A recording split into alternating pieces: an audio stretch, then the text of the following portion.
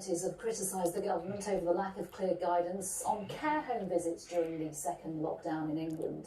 One woman who decided to take her mother out of a care home before it started. Not the whole thing though, man, you know. Her daughter filmed what happened. And here we have an incredible use of police time to take my Fucking 97-year-old grandmother back into a care home where she is deteriorating, where we haven't been able to see her for 9 months.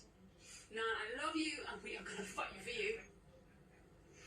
Leandra Ashton, who's shot that video, joins me now along with her mother, Elenia and Jelly. Thank you both for talking to us. Elenia, if I can start with you. This happened on Tuesday. How are you now? I feel quite shell-shocked.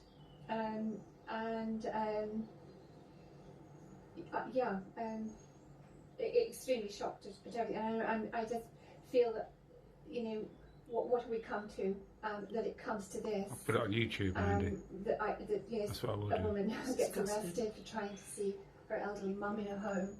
It's just, it's beyond almost words. It's so upsetting. Leandra, it must have been very difficult for you to, while witnessing what was going on, to also film it so it gets the coverage it has now received in the last 24 hours. Yeah, and I think that's our hope from a situation that has been incredibly distressing for us all. We just want to raise awareness of what is happening, not just to us, but to thousands of families all over the country. And I think that the rules that are currently in place in order to protect people and in order to save lives need to be radically rethought. We need to shift the narrative away from this concept of saving lives and start focusing on what is the quality of life. Exactly. And if a 97-year-old or even an 80-year-old is in a care home and slowly deteriorating and miserable and isolated, what are we doing? How is that possible in the 21st century? Your nan is now actually back in the care home, isn't she? The police took her back in that situation on Tuesday. How is she doing? This was at a point where you haven't seen her for 9 months because of the pandemic.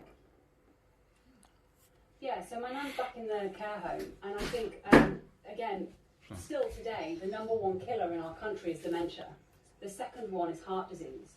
And I think we need to take a really careful look at the statistics that are available for anyone to see on the Office of National Statistics.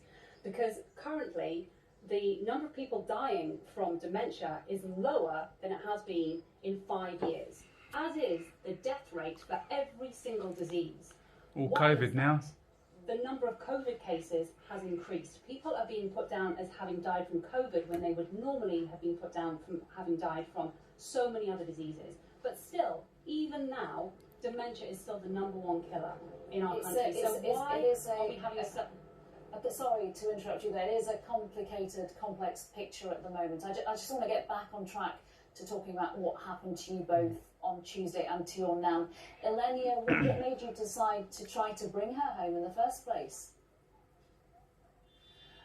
Well, it wasn't planned at all. My daughter and I were quite looking forward to the window visit. And window visit. Gone along with gifts from glass screens and that. A bunch of yellow roses.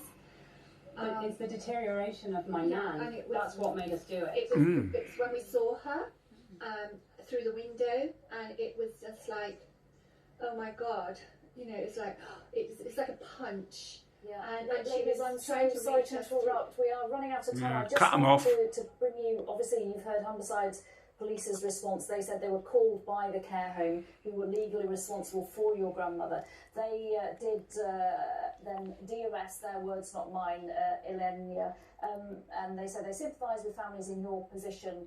Leandra, what is your response to that response from the police force?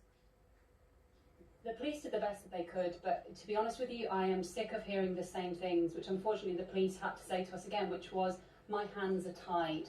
I have heard this for the last 9 months, and it is not good enough. We have to all start untying our hands, and we need to start asking some very, very serious questions as to this approach, and we need to start widening the conversation to true public health and holistic health, because that currently is not going on. This is actually destroying families. Definitely. as the second lockdown begins today. Leandra El Nino, thank you very much for speaking to me this lunchtime. Thank you.